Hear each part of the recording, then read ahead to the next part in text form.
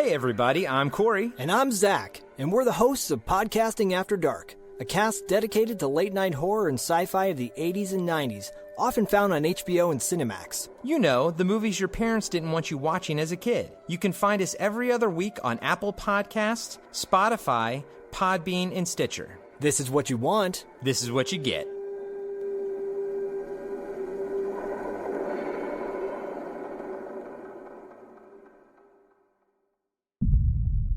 The Blast from Our Past Network.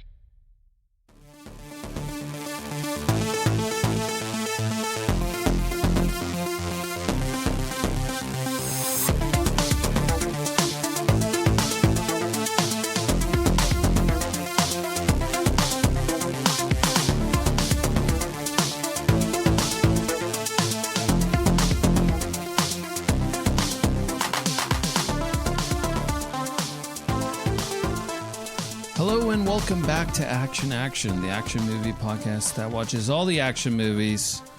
We put them on our list, rank them best to worst.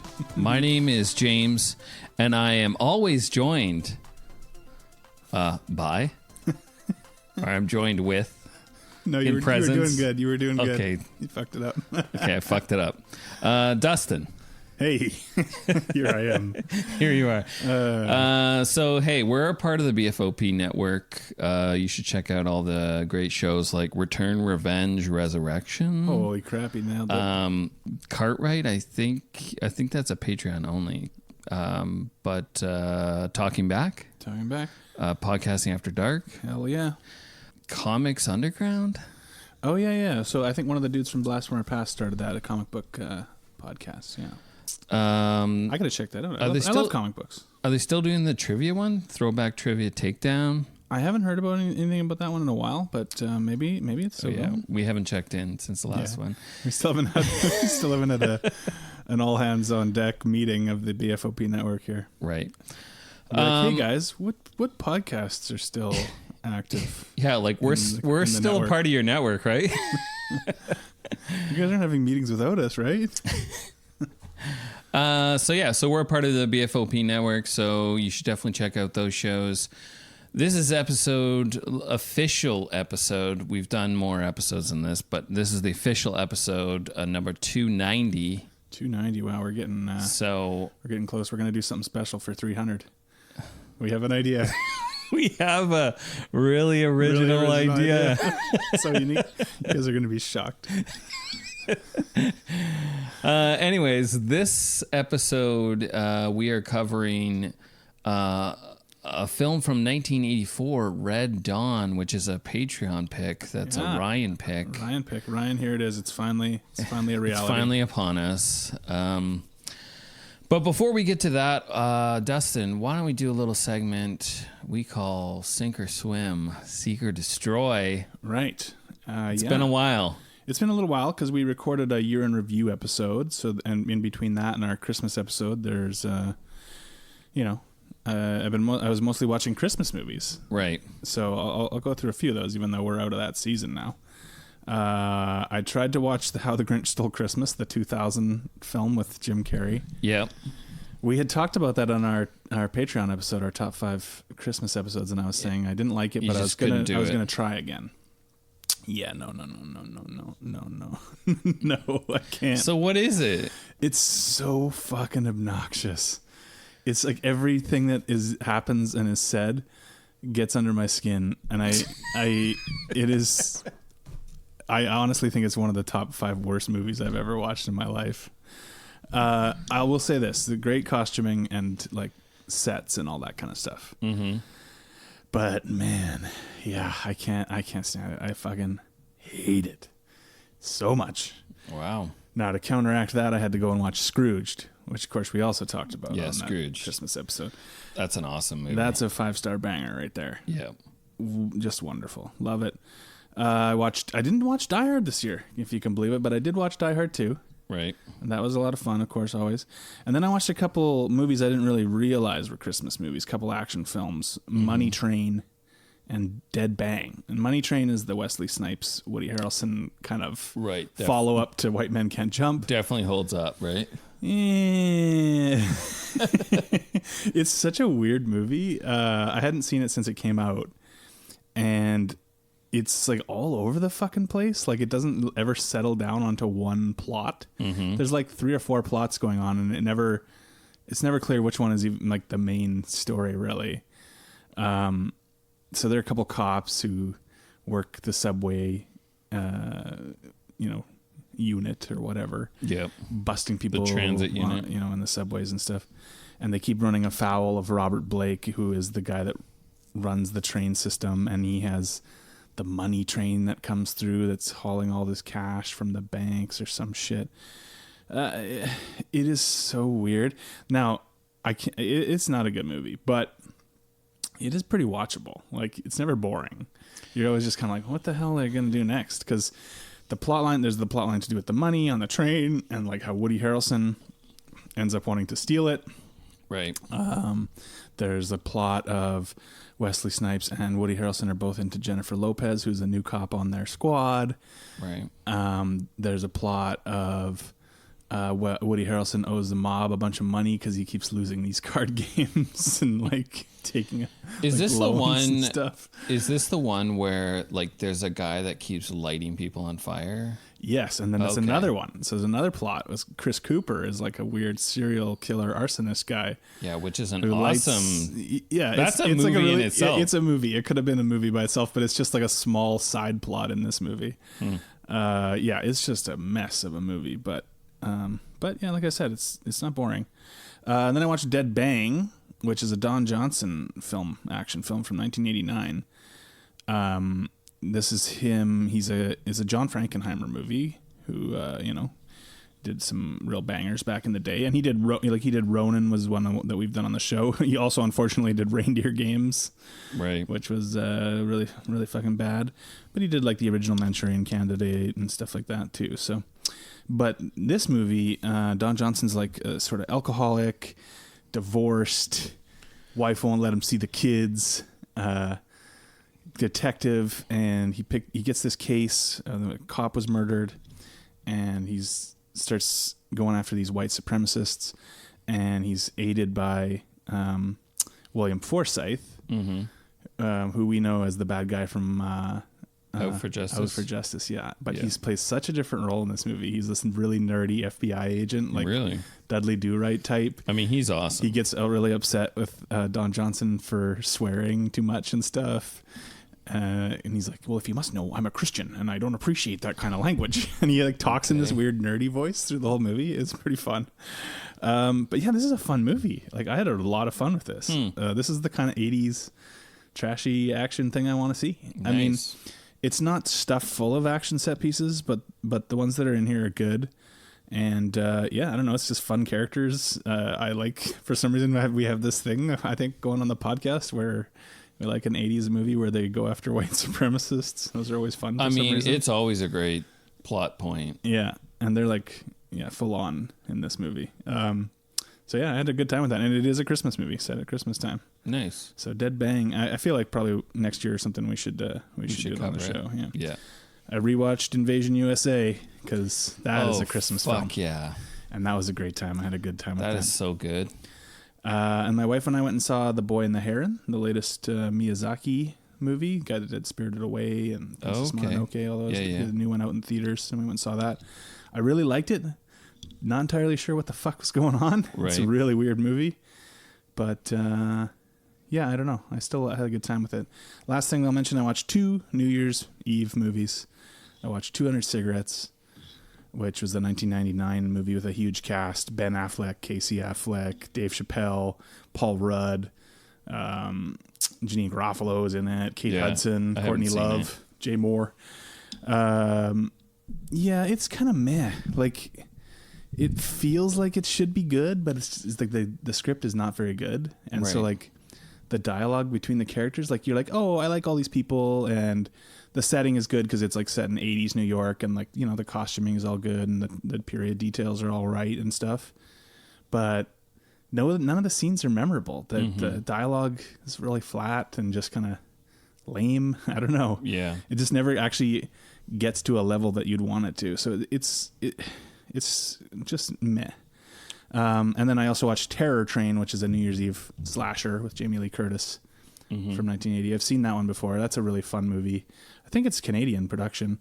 The whole thing takes place on a train. It's like a med students on this train having a party on New Year's Eve, and there's someone on the train who wants to get revenge on some of them for reasons, and he's on there, he's disguising himself, and he's murdering them off sort of one by one on this train. It's kind of like they wanted to do like Murder on the Orient Express, except a slasher in a way. Yeah. So it's a really fun movie. It doesn't have the greatest kills. There's a couple of pretty good ones, but most of them are pretty meh kills. But the story and the characters and stuff make it all work. And nice. Yeah, so enjoyed it. Right on. Well, yeah, so I haven't watched a whole lot other than Christmas movies, and I don't remember what we talked about last time, or if I even talked about them, but I watched Scrooged. I watched a movie called A Boy Called Christmas. Oh, I've heard that title, but I don't know what. It's from 2021. Yeah. It's a good movie to watch with the kids. Yeah. Kids really liked it. It's just like a different story, which is nice. It's not like the same Have old. you guys watched that animated one, Arthur Christmas Ever? That one's pretty good, I thought. I have not. I watched it a few years ago. I thought, oh, this is actually pretty decent. No, I haven't watched that. And then I watched Killing Them Softly. Oh, yeah, I've been wanting to rewatch that. I remember when it came out, I didn't really like it, but I've never seen it, so I don't know why. I think Netflix just said, "Hey, this is what you want to watch, right?" Yeah. So watch that. It's Brad Pitt, right? Yeah, it's Brad Pitt.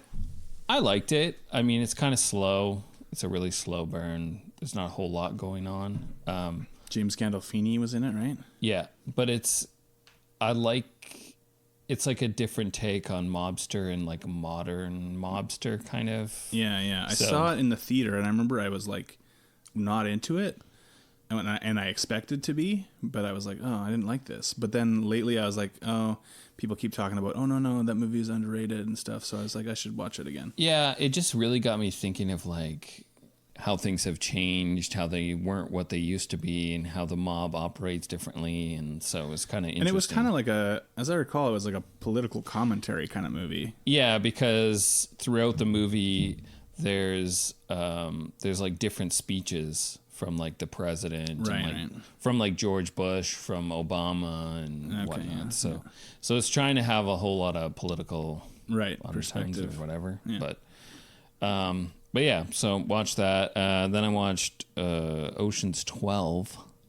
Oh yeah, it was just on TV. Yeah. So watch that. You know, it is what it is. And then I watched Notting Hill. Oh yeah, I kind of like that movie.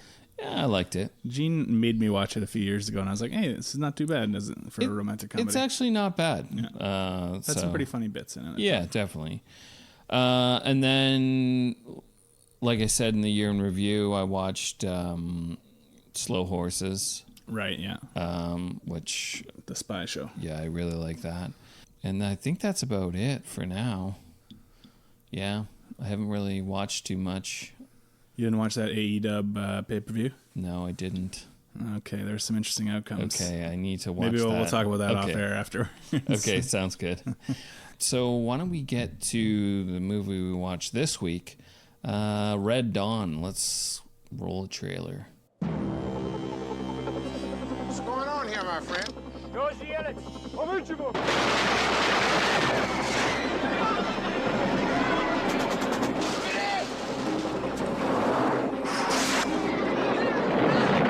This is the emergency broadcast system. We are under attack by conventional forces of the Russian army. It is believed the lead waves were disguised as commercial charter flights. Communications have broken down with other parts of the country. Large areas of the Midwest may have been overrun.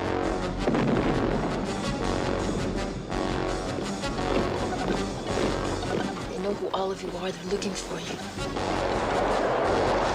You're 40 miles behind enemy lines. I just want to go home. They took a lot of people away. Where's my dad, Mr. Eckert? I want to love somebody, Andy. I'm going to die before it happens. George! They're gonna kill us. All of us. So why should we be different? Because we live here. All right, Red Dawn, 1984, PG-13, hour 54 minutes. Definitely felt like that. It is a long one. So this is a Patreon pick from Ryan. So it is the dawn of World War III. In the West Mountains of America, a group of teenagers band together to defend their town and their country from invading Soviet forces. Wolverines. Wolverines.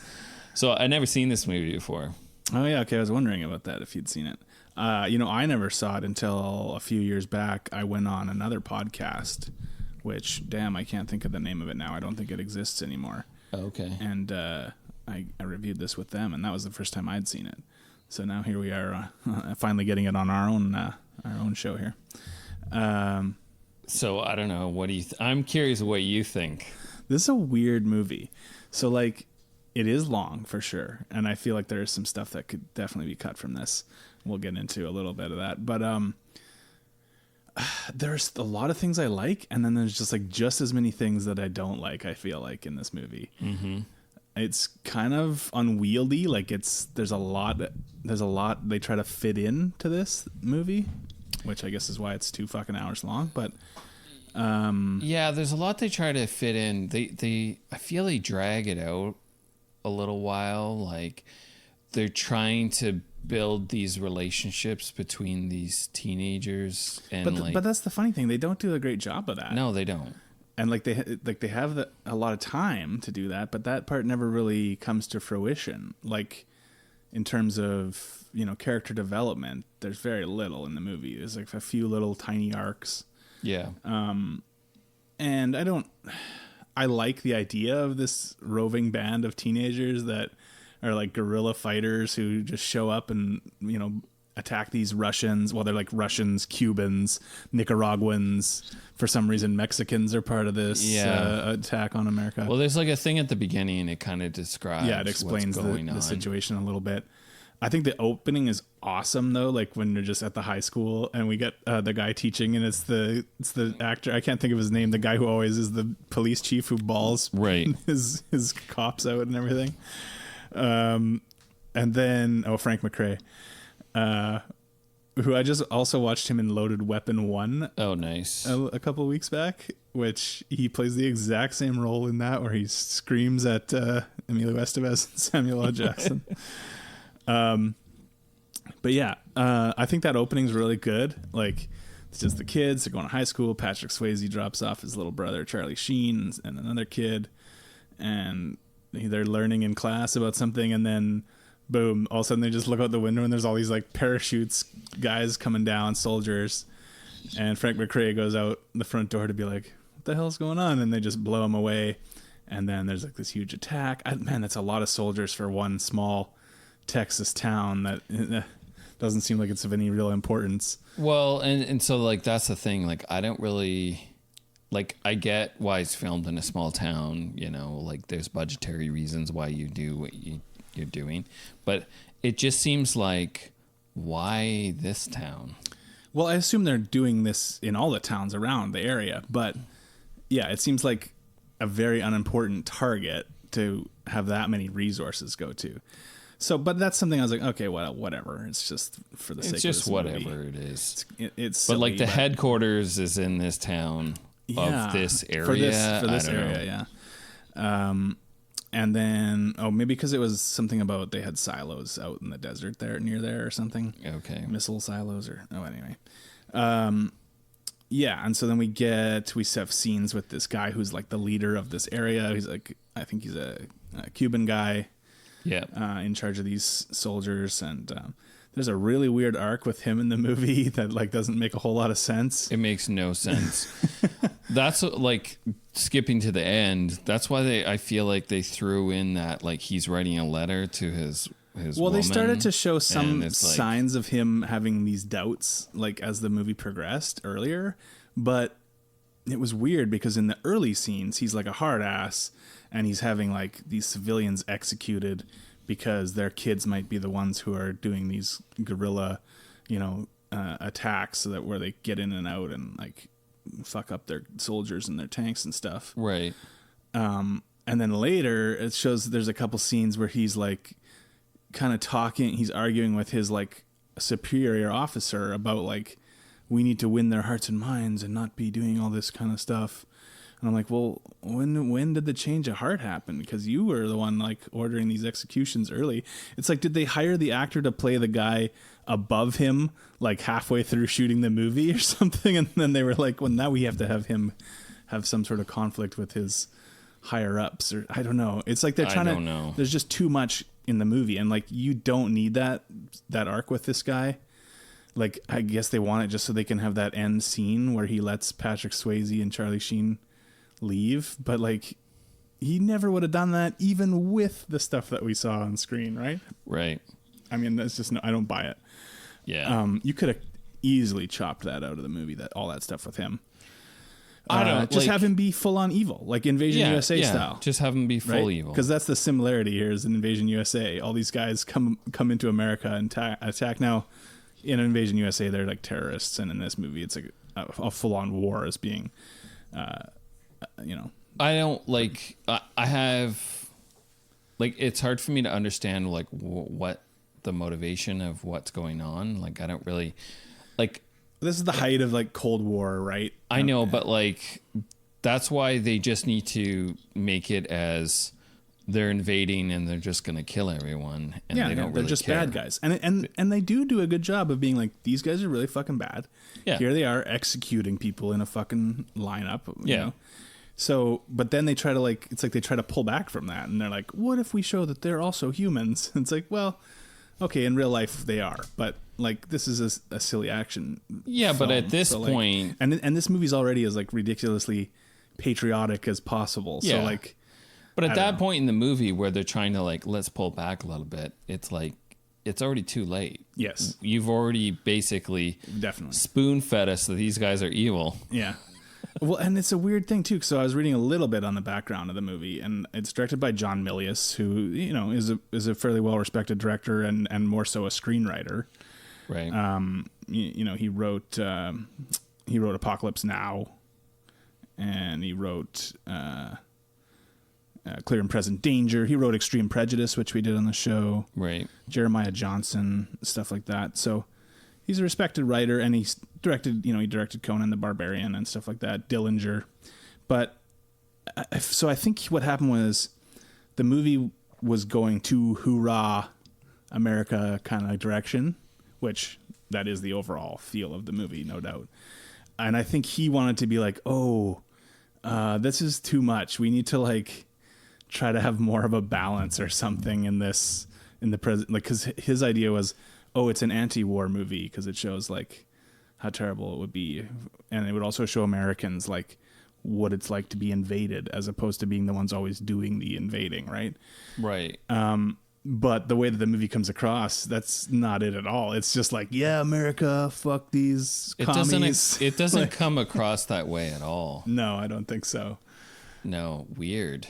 Okay. But that's what he wanted to. I think that's why you get some of those elements introduced. I feel like he's trying to like somehow counteract or balance it out in some way. Yeah. So the plot, I guess, it comes from. So the plot of Soviet and Cubans invasion through Mexico comes from like a CIA and War College study of U.S. weaknesses at the time. Oh, okay. So that's kind of where that comes from. Yeah, and this was written by Kevin Reynolds, who we know, well, he mostly was known for being a director later. Right. Directed Robin Hood, Prince of Thieves, Count of Monte Cristo, 187 with Samuel Jackson, but mostly for our purposes, the director of one of the greatest films of all time, Waterworld. Oh man, Waterworld. Okay. But anyway, yeah. So it's a weird movie. So there are things I like though. Like I like Patrick Swayze all right in this. He's decent. all the kids as a whole can get annoying at times. They get a little, I don't know, like there's a lot of crying scenes and stuff, which I get, like it's supposed to be an extremely traumatic event. Well, it's setting it up right where you have Patrick Swayze and he's the older Charlie brother. Sheen. It's like Outsiders all over again. Exactly. He's in charge of the kids. You have that moment gang. with their dad where they're like, "Don't you ever shed another tear?" Yeah, you know, and it's like then he tries to kind of do that stuff later. Macho man stuff. And of course, you're gonna have Patrick Swayze cry. Yeah, afterwards when he's not supposed to. He's telling them all, "Don't ever cry." I know. So it's like it's trying to say like how complicated things are. It's not that easy. Of course. Like I get it. But I just feel like they don't go far enough with all of these character development. It's like you need to like flush these out a little further. Definitely. Because I enjoy all these guerrilla scenes where they attack. But the relationships between them are very, very ill-defined. And, like, we get a little bit of stuff, you know, like, I like C. Thomas Howell's, his progression. He's the first one to find out that his dad died, and then he becomes, like, the most hardcore out of them. Right. I like that guy. He's the best. I like that stuff. I like the girls. I like Jennifer Grey and Leah Thompson in this. Yeah. They're not given very much though. They're not given much to do in terms of character stuff, but the little that's there I do like. Like, so they come in and there's a scene where Charlie Sheen like tells them to like, why don't you wash the dishes or some shit? And they're like, fuck you, man. Like, wash your own goddamn dishes. And then for the rest of the movie, like they're just as much involved in all the guerrilla warfare stuff. Yeah. And there's just something really fun about seeing them fire these huge machine guns on, you know, turrets and stuff at these warriors and stuff. And, you know, Jennifer Grey gets a pretty good death later in the movie when she's got the grenade under her and stuff. I don't like that whole sequence that led up to that. Oh, with the helicopters? I just felt it was like just cheap. Well, yeah, so it's an interesting thing too, because obviously they spent a pretty good amount of money on this movie. You get tons of big, huge explosions. Like the action set pieces are large. You know, a lot of guns getting fired, a lot of bodies getting dropped.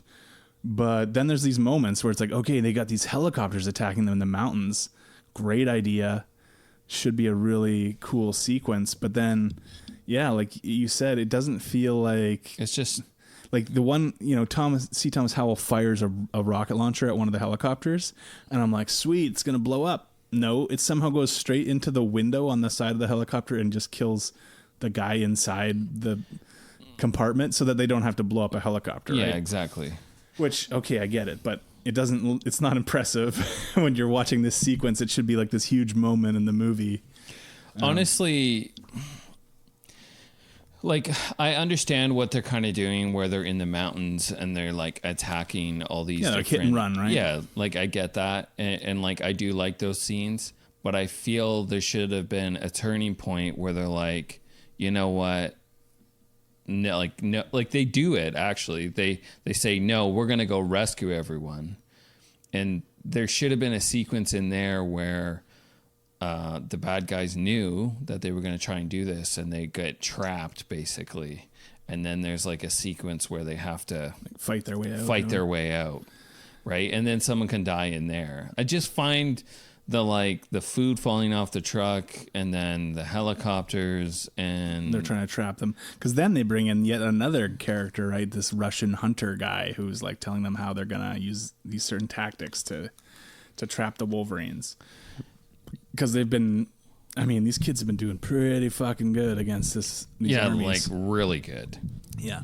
Like, and you know, a guerrilla force can have that kind of success because you're in and out. You know, you hit certain targets at a certain time. Yeah. You know, they're hitting these convoys of trucks or tanks or whatever. And the more they kill, the more weapons they get for themselves, you know, and they've got rocket launchers, they've got machine guns and all this stuff. I do like, you know, when they're like tossing grenades inside the tanks and stuff. All those some pretty good shots. Oh yeah, totally. And I do like the sequence where it turns out that they made the one kid swallow a tracker. Yeah. Like so got a traitor. It's the politician's son, of course. Of course we see the politician's like slime bag who's he tells them which families they should kill because... I know, that's brutal. Yeah. I liked all that stuff. I thought that was good angles, but it's like there's too many things to try to pay attention to, and you don't ever really develop any one of them like to a satisfying degree because you're trying to do this, you're trying to do this, you're trying to do this. So, I mean, like, here's the thing. Like, there are a lot of things to like about the movie. Mm-hmm. It's just, I don't know, like, for me, it's the fleshing out the characters more. Maybe there's too many of them, but, like, I wouldn't want to cut any of them, too. Like, it's kind of like, but it's also a little too long for me because it drags a bit. So it's like, I'm not really sure. Yeah, how do you fix this, right? I mean, my thing to fix everything is more brutality. That's how I see it. Like, and it's pretty brutal for it is pretty brutal for a PG-13 movie. And also, by the way, the first ever PG-13 movie. Oh, really? Yeah. So like Spielberg got them to introduce that rating for his upcoming, not Raiders of the Lost Ark, the Temple of Doom. Oh, okay. But before that came out, this came out, and it was the first one to be given the PG-13 rating. Yeah. Yeah, I think it is fairly brutal for what, for this rating and stuff. As much as you could be with this. I mean, if you wanted to go R, that would be even better, of course. But obviously, they were trying to pull in a younger audience too with this because it's about a bunch of teenagers fighting back. We do get another character introduced though that teams up with them. Powers Boothe shows up. I did enjoy his bits, and that's the only other little character bit we get with Leah Thompson is that she falls in love with this much older soldier, which I felt like okay, like. It was just a little too much for me, that bit. Yeah. I mean, I could get from her side. I can understand. You fall in love with the teacher or whatever. Yeah, I get it. But I mean, so Powers Boothe, he's like, he comes in, but... He's a pilot, he crashes, but she finds him. These kids are like running circles around him. Yeah, well, yeah, because he's older. I know, but like he's also a pilot, not like a ground soldier. Don't you have base camp? Like yeah, you'd have to have your basic training. Yeah, but he, I mean, tactic wise, I think he's supposed to have helped them in the film because he's like, oh, we're gonna do this, and we're gonna come in, strafe from this side, whatever, Okay, so except he's kind of dumb and he gets himself killed pretty easily. In the movie. So I don't understand in that part where he gets himself killed. So we're led to believe that there's U.S. tanks now there. So there's this, they go to this open area and he wants to get across, I guess, to get back to where his base was or whatever. And that's where there's like a lot of full-on war being waged with jets and tanks and whatnot. Right. They're trying to get across that terrain, and they end up like under one of the tanks, basically like right in front of it. And then there's another one across. But that whole scene is kind of weird because I don't know why Powers Boothe ever climbs up on the tank. He's just like, I'm going to take this tank out. And he tells the one kid like, no, you stay down there by yourself. Like, or stay with the other guys. I'm just going to do this by myself. But why does he feel the need to do that? Like in that way, like the kids have been, we've seen them do all these smart guerrilla tactics throughout the whole movie of, hitting a certain target at a time and then getting out. Right. I feel like they're smarter than him because he's just like, no, we'll run up to this tank and try to do something, even though there's another tank right there. And like, it just doesn't seem like something they would have attempted. It's very odd. It's a weird scene. And then, of course, that kid won't get down. And he's like, no, I'm staying with you. And he gets shot to death. Right. He's one of the less important kids. I don't even know his name. But, and then, of course, they have their, like, rock face where they carve each kid's name when he dies and stuff. I mean, I do like that at the end where they have a memorial for... Yeah, there's a monument or whatever. Yeah. It's such a strange movie. It's very odd. Like, there's so many fun elements. And, I mean, fun is a weird way to put it because it's trying to be pretty serious. Like, this is World War III, like, America could possibly disappear sort of thing. And they want that to be very serious, of course, because it's, these are American kids, and they learned to hunt and fish in these mountains, and football players and all that kind of stuff. And then, but that's why I think it just doesn't go far enough. Yeah. Like, well, I do like the traitor scene. Like that goes the right way, where like even Patrick Swayze can't bring himself to shoot the traitor kid, the mayor's son. Buddy. And then my favorite character, the one who's like a total hard ass, is like, fuck this, and just like blows him away. He had the best arc. That's true. Yeah, I don't know. It is a weird movie. It's trying to be serious, but also like, I don't know, like a fun kids. Yeah, that's the thing, right? Movie. Like, it's like, I guess, in the 80s you had a lot of these type of things where it's like the kids go on an adventure and like they don't need the adults, and like they handle these adult situations. I'm thinking even something like Stand By Me, it's just like 4 kids and they're going to find a dead body. Right. Like, yeah. And they deal with all this stuff. And even the Goonies, which of course is much lighter fare and adventure, but it's like it has its like gory kind of moments and scares and whatever. Yeah, but this is dealing with some heavy shit. And it's like teenagers fighting a war. But it doesn't ever, the seriousness of it doesn't ever feel like it really totally works, because it's just so rah America. Mm-hmm. But at the same time, I don't know what you could have done. Like, that's the thing when I'm saying to you, like, how would you fix this movie? Because yes, there is some stuff that you could chop out of this for sure, but I'm not sure that would fix it. Like, you'd have to add other things if you chopped those things out to make this, to, like we said, to flesh out these characters, these kids. Like, I want to know more about them so that I'm more invested in it. When they die, I care more, like. Yeah.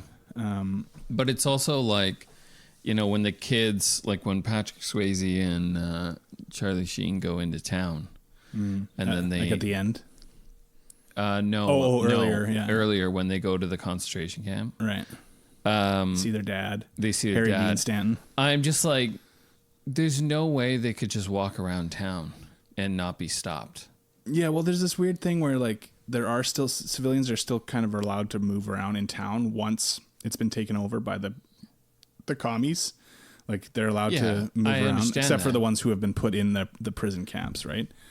I know, but like me, I'm not militarily trained whatsoever. But my first thing would be like, who are the people that are going to be physically abled people that will attack? Right. Young men.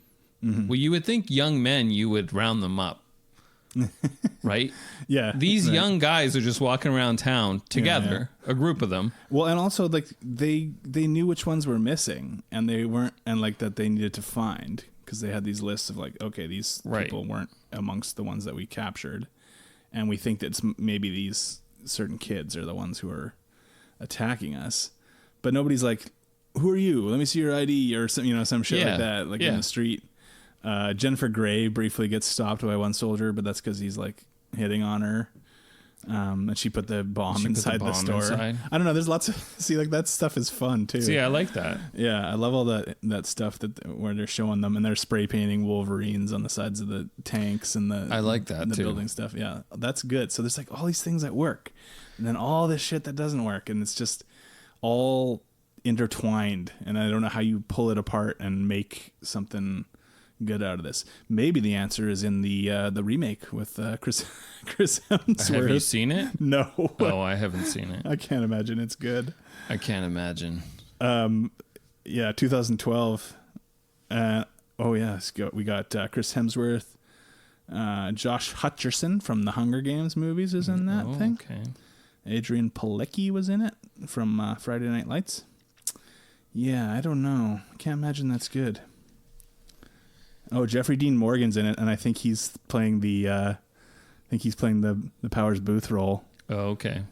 Jeffrey Dean Morgan. Yeah. I'm like, yeah, okay, I can see that. I can see that. I do like Powers Boothe in this, but he's just around so short. Like, I just like him because I like him as an actor. Yeah. And he's fun to see on screen all the time. But his character is kind of dumb in this. It doesn't make a whole lot of sense to me. I don't know what was going on in that scene. Like, there's just a lot of like sitting around at times too. I know, and it's like they want to show the camp life, which makes sense, but like then they don't actually show anything interesting happening in camp life. It's like they're sitting around the fire, they're cooking soup. Yeah. There's not an interesting conversation that happens really, other than maybe the one confrontation with Charlie Sheen and the girls.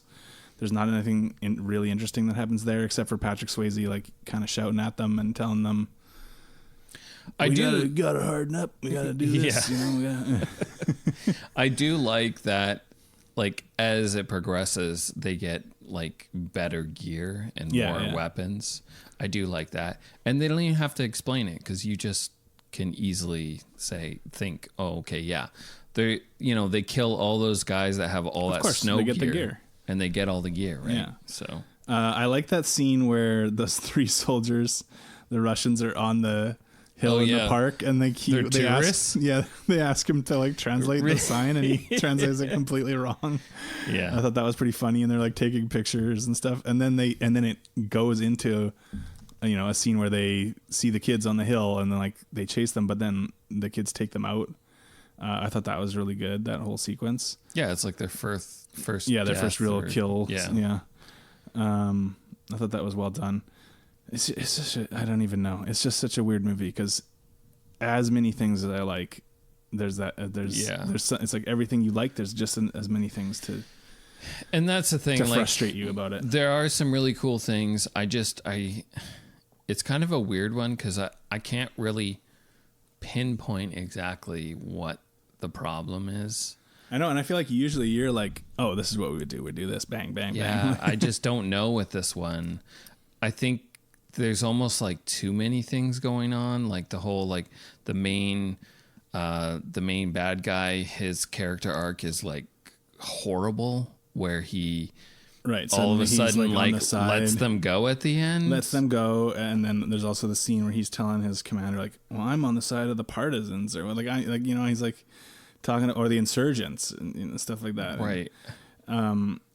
It's just weird. It's just a weird flip in the movie that doesn't really make sense. And we could have taken that all out of there and just had them be bad guys, and that would have been simplified that whole matter. Yeah.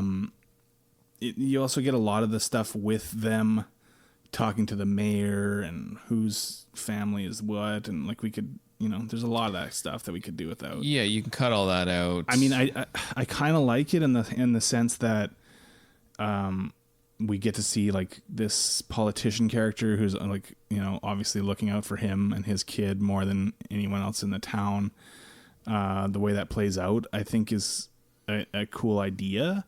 But it's like, do we need that in this movie? You don't need it because you already had that with that kid that was the politician's kid. You already had that interaction where it's like, we should just surrender. Yeah, he wanted to surrender right off the bat. So you already just like had that. His pussy dad, right? Yeah. So you already had that. So I don't think you needed anything more to explain that. Of course he got caught and he has a transmitter in his stomach, right? Right. Like, yeah. Yeah, I don't know. It's a confusing one because I can see why they did the things that they did. But at the same time, it's like, I think we need to lose that somehow. Or that needs to be replaced with something else that's actually going to fortify the movie in ways that would make it a better watch overall. Yeah. Because like I'm not bored during the movie. It does feel a bit long. I get that they want you to have that sense of like how much time has passed.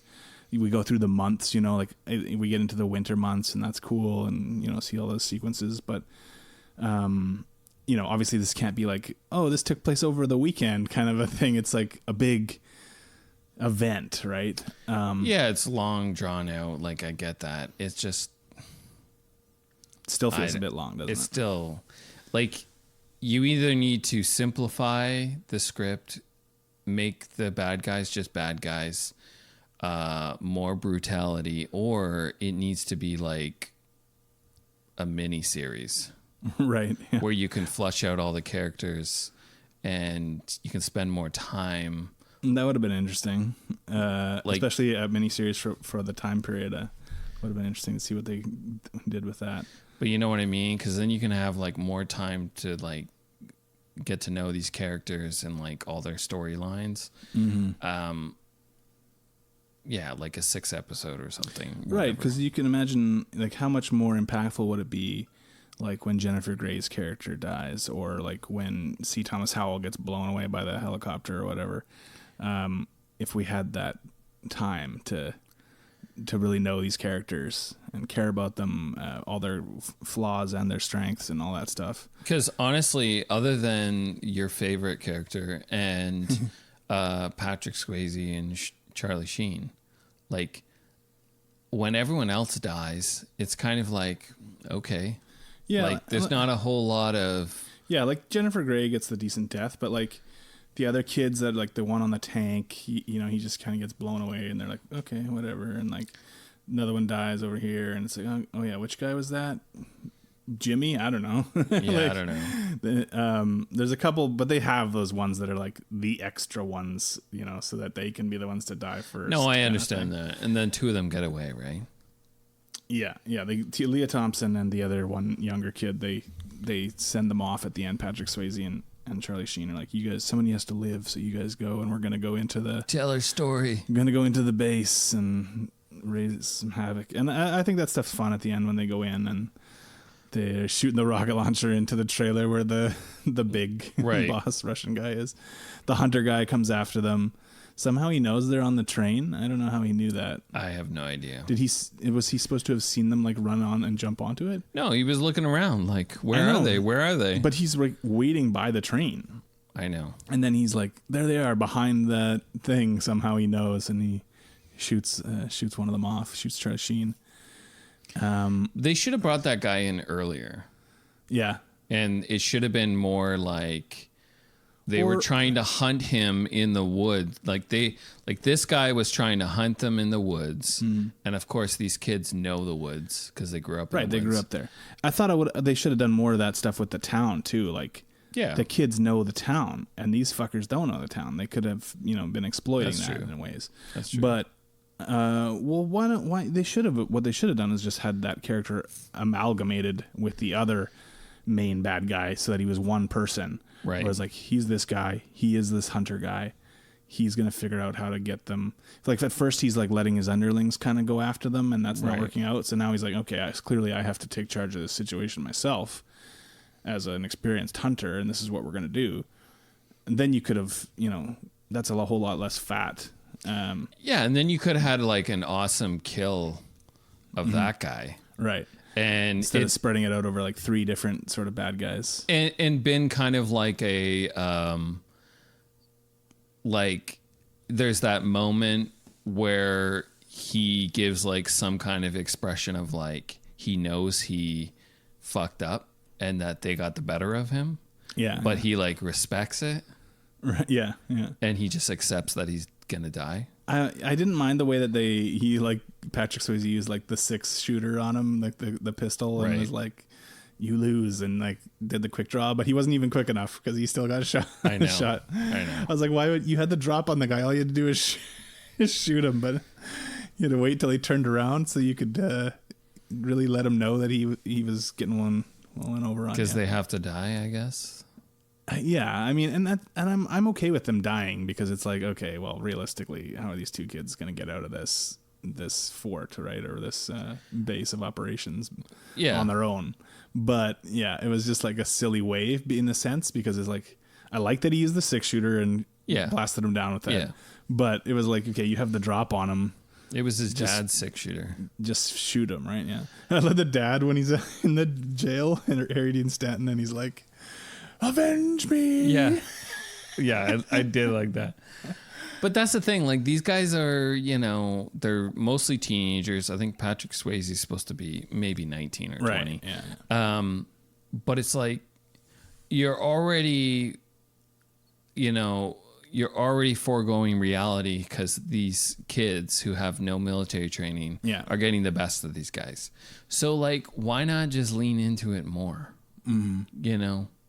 Which the 80s usually did with this kind of thing, right? Why aren't they having fist fights where they're just taking out, you know what I mean? Like, obviously, these soldiers, you would think that they would have, they'd be better trained. Mm-hmm. They would have more, they're from Russia. They would have more muscles, things like that, as opposed to these teenagers.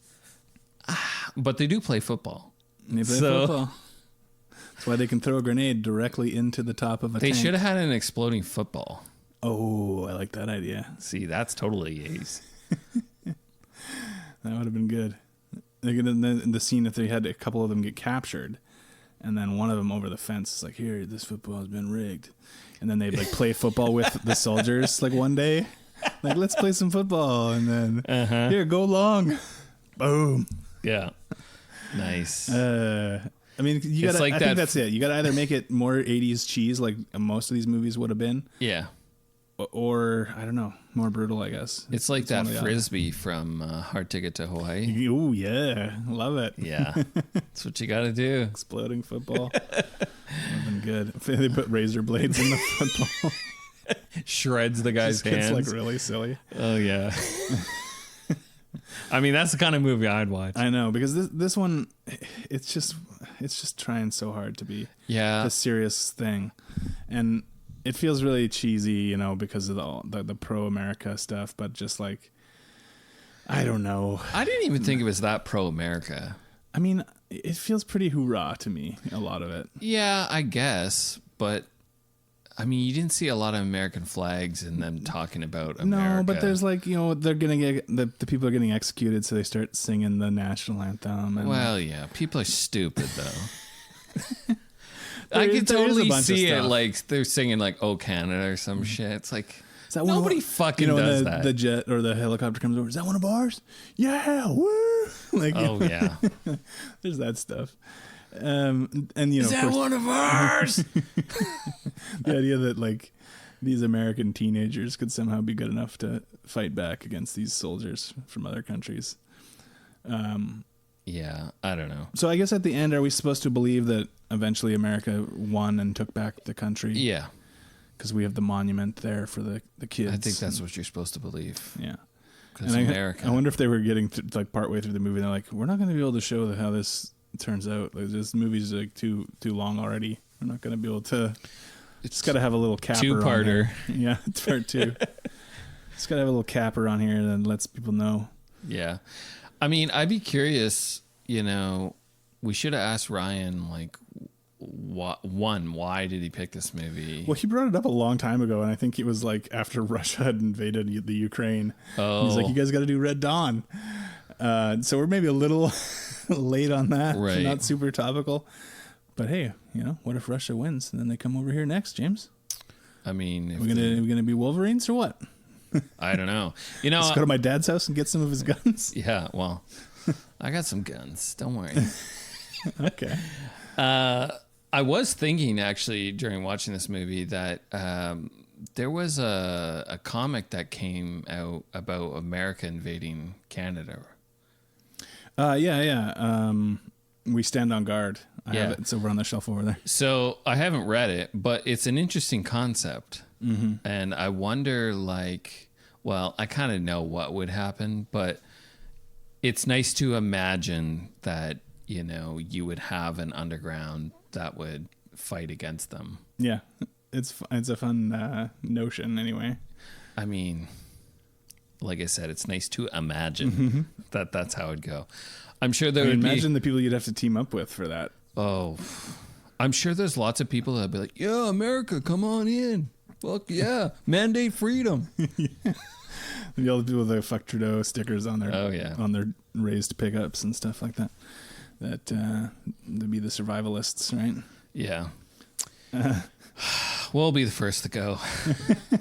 They're like, you guys didn't keep any guns, did you? Huh? Yeah. They'll be bunch of liberal cucks. They'll be like, here on episode 290, you talked about... yeah. Anyways, should we get to the ratings? You got anything more you want to add? I don't know. I think that's... I feel like this episode sucks. Because, like, I don't really have a whole lot to put into this. Well...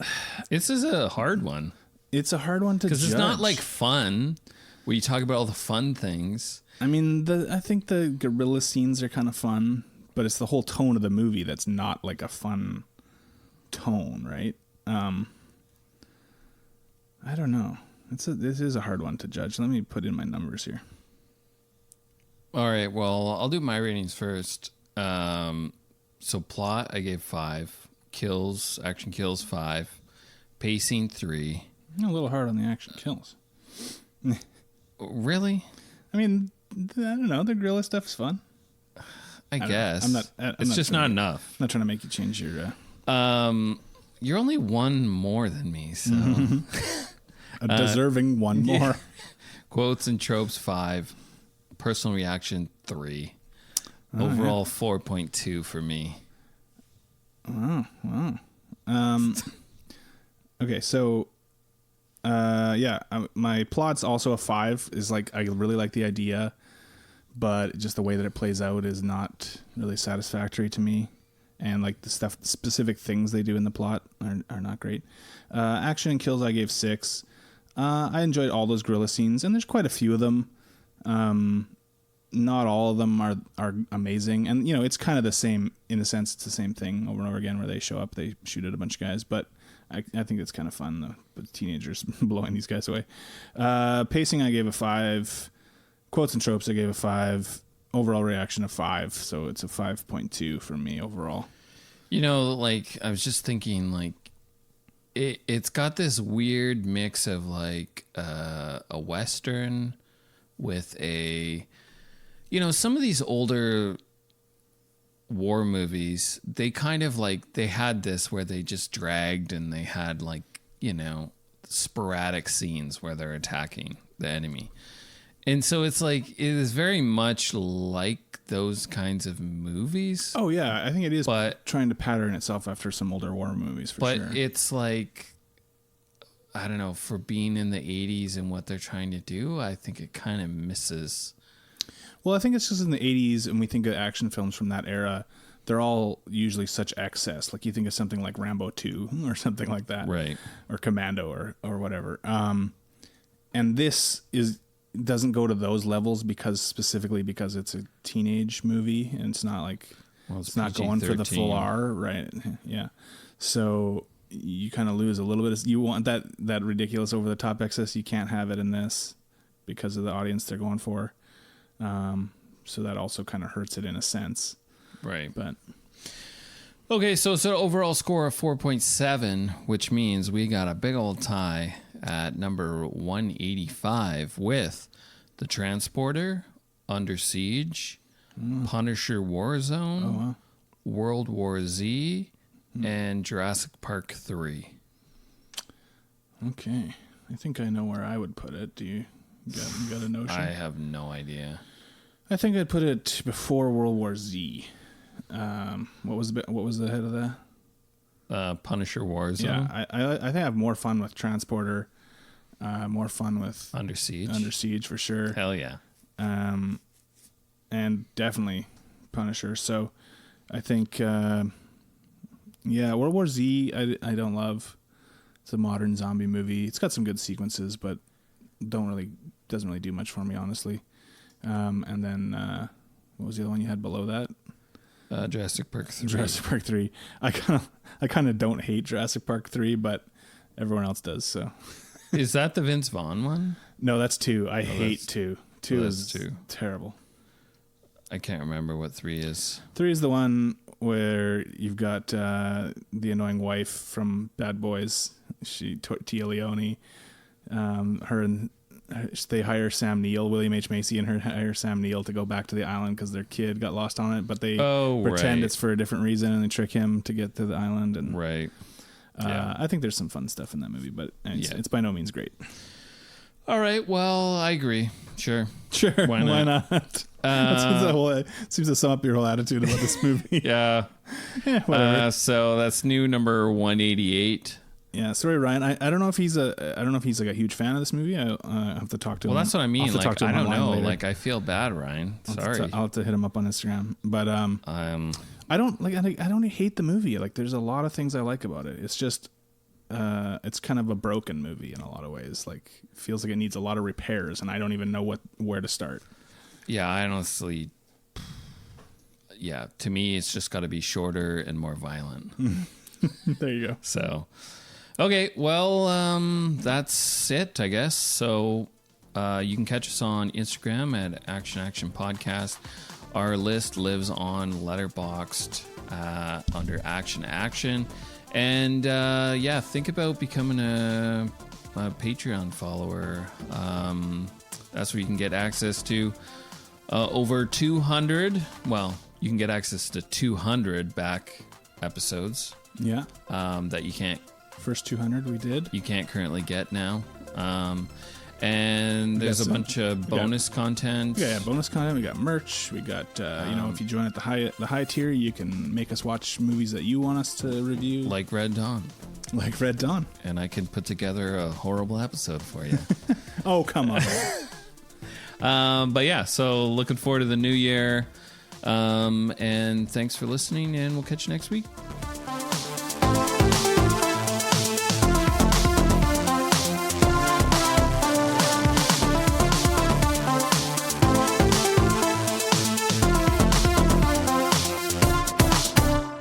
Guys.